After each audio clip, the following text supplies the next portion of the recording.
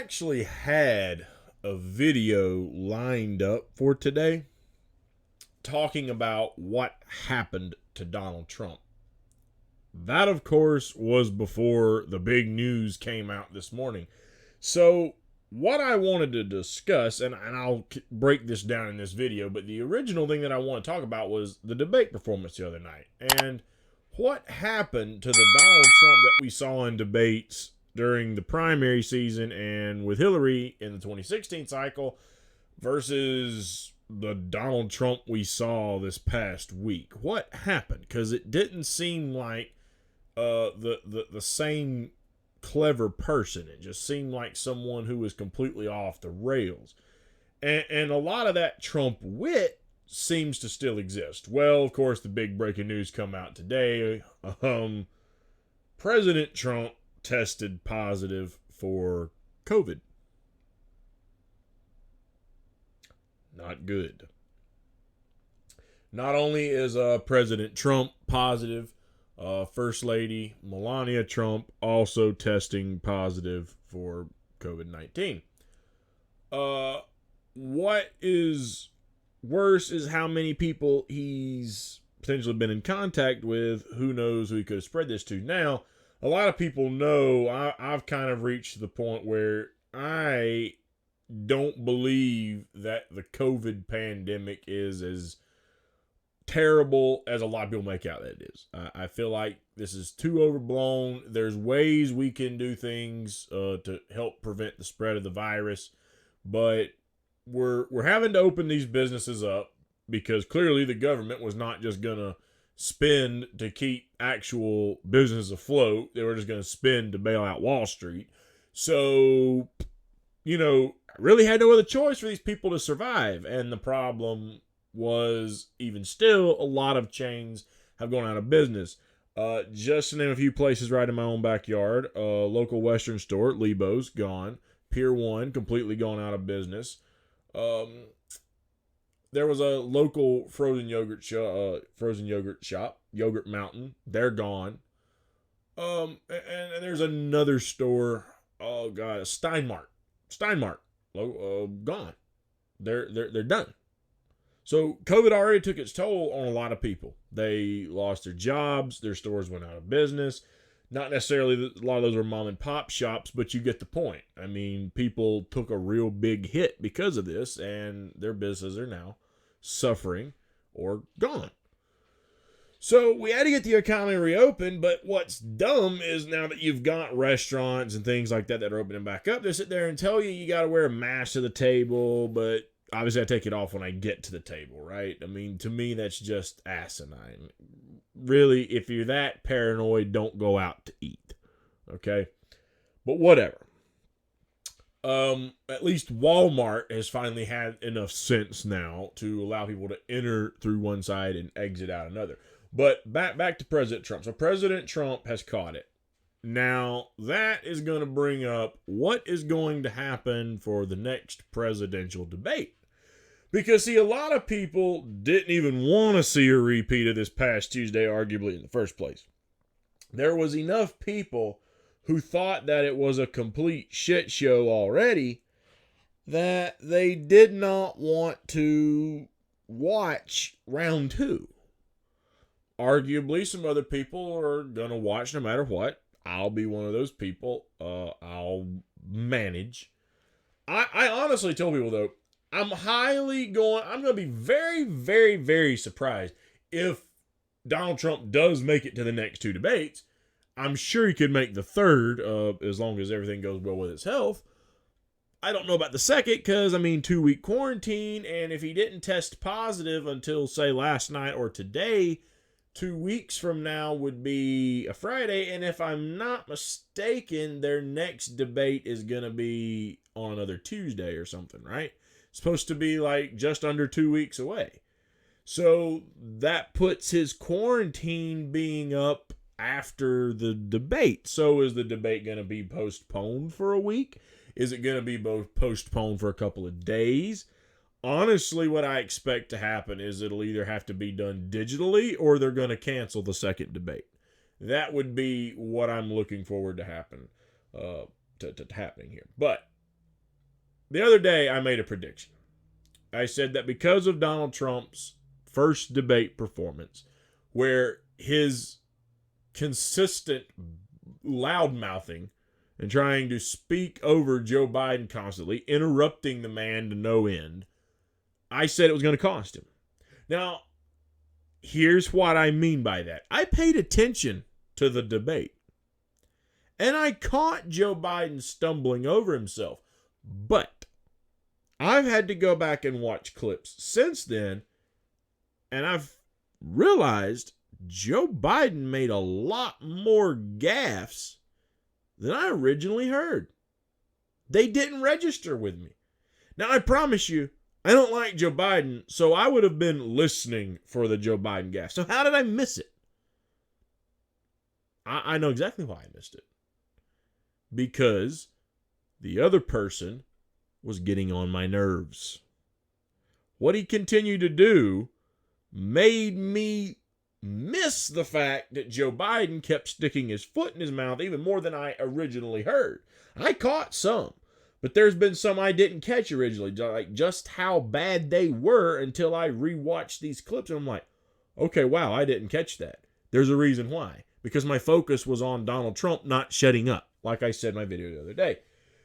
So I already told people that because of that first debate performance, I was going to go ahead and say that probably just torpedoed Trump's chances at re-election. He already had enough issues on his plate with COVID, the economy, all these different things going on, the riots, the issue in the streets, combined with a very poor debate performance, in my opinion, that I don't think took any swing voter and really made him say, that's the man I want, unless you are just the type of person that loves a loudmouth who constantly interrupts other people. That's the only way I could see where you really like Trump, because he didn't come across as the person that's just going to hold your feet to the fire like he did with Clinton. He came across more of the guy that just was too drunk to shut up, in all honesty. He had maybe the right to remain silent, but not the ability to quote Ron White here. Okay? So what happened to Donald Trump, though? Seriously, because I'll be honest. If he misses the next debate, it's certainly a done deal. And just the fact now that he's caught COVID, that, in my opinion, I put a tweet out today, I think that's going to put a nail in his coffin as well.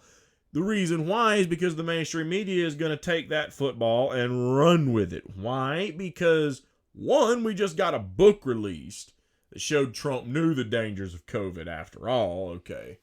But he's been going out to all of these people, to his rallies. By the way, he said in the debate, there was nothing bad that come from his big, large debates, and yet Herman Cain went to, not debates, rallies. Herman Cain went to one of those rallies, and a few weeks later was dead as a result of COVID, by the way. That ain't good. So keep that in mind, first of all. But second of all, he's been sitting here defying scientists, defying doctors, telling everyone that they're wrong and that there's nothing to it. It's the Chinese virus. Don't worry about it. It's going to blow over. Let's see if he injects himself with bleach now to try to get rid of it. Seriously. I'll be curious to see if that one happens. Now that he's actually got it, let's see how many of these hypotheses he puts to the test now that he has personally been infected with the virus. But the point being is, he's told so many people that it is not that big of a deal, not that much worse than the flu, and yet he is the president of the United States, one of the most protected men in the world, and he has it.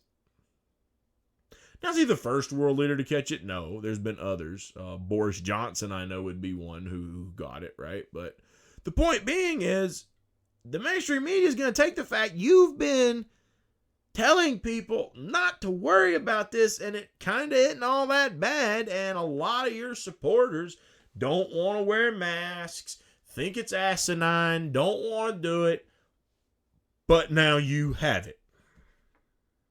So what kind of a message does that send? Arguably, there's going to be a lot of the Trump base who aren't going to give a shit. They're going to go right out and vote for the guy anyway. But what about those who weren't quite so enthusiastic but thought they might vote Trump anyway? Well, I don't know that this would give you a lot of confidence in Donald Trump now, would it? If I were one of those people, I would look at it and say, so you're going to be the leader of the free country, and you've been telling us not to worry about COVID while you were getting reports every day, but didn't have sense enough to wear your mask properly, and now all of a sudden you're sick, whereas at least Joe Biden was staying in. So to me, that doesn't help Trump at all. Period. Okay? I think certainly if Trump misses the next debate, without a doubt, I don't think there's much chance. It's getting slimmer and slimmer for the Trump campaign to be reelected. Let's just be honest. He already lost the popular vote the last time around. And someone actually brought that up. I had to make the case to him because I told someone, I don't think Trump has a chance of getting reelected at this point. And they said, are you kidding me? Look at how many people he's got. I'm like, well, wait a minute. You can't base it just off how many people come to the man's rallies, because he drew big rallies the last time around and yet somehow still lost the popular vote to Hillary Clinton. So if that were the big indicator in who's going to do better, then why didn't he win the popular vote last time? See, if he already lost the popular vote, and let's just say arguably now that Biden's poll numbers in a lot of ways double that of Clinton's, Biden would naturally probably get the popular vote again. Let's just say that, right? Especially with the mail-in voting. We'll say Biden would get the popular vote. That means all he's got to do is pick off a couple of key states from Donald Trump, and it's done. So for all the folks who are saying that there's potential rigging now if Biden were to win, look, I wouldn't put it past the Democrats to try to rig an election. They've shown us they would do that before. They've shown us they will do that. They've done it.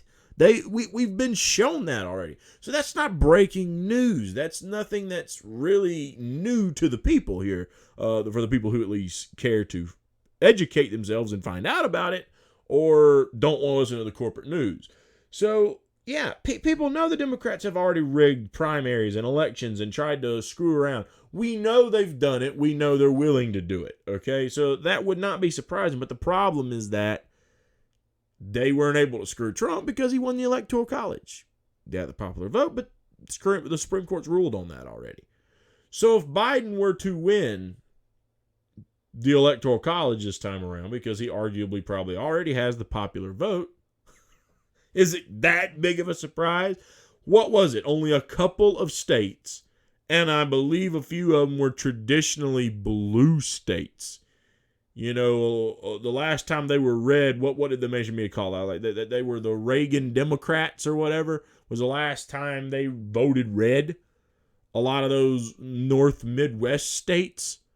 So all Biden has to do is take things like that back from Donald Trump. And if he can successfully do that, it's game over. It's game over. And is it really that hard to fathom that after what we've been seeing, after the debate, after Trump telling us not to worry about COVID, and yet he tests positive for it all this time later, okay, is it really that hard to fathom that with what's been going on in the world around us, that Joe Biden could not pick off key states that Trump won last time around that typically don't go to a Republican anyway? Arguably, Trump does not have the outsider appeal that he once had. He botched his first debate with Joe Biden by not shutting his mouth. And furthermore than that, now he's tested positive for COVID after telling us not to worry about COVID. And just arguably, I think Kyle Kulinski puts it very well. He does not have the Donald Trump charm that he once had. He doesn't have that. I mean, and maybe he has it, but he certainly didn't show it in the first debate. And that's going to matter, especially now if he misses the second debate because of COVID. So add all these things together, it's not going to be that hard to believe, if you're going to be honest, that Joe Biden could not pick off states like, Pennsylvania, maybe Wisconsin or something, right? So some of those states that Trump won the last time around that typically don't go for Republicans. It's not that hard to believe that a guy like Joe Biden might not be able to pick them off at this point and win. So that's why I said what I said the other day, and I'm saying it even more so now. In my opinion, while I would still much rather see Joe Jorgensen be our president, I'm going to call it, and I'm going to say more than likely we will be seeing the lovely old problematic Joe Biden be elected in November. Oh, joy.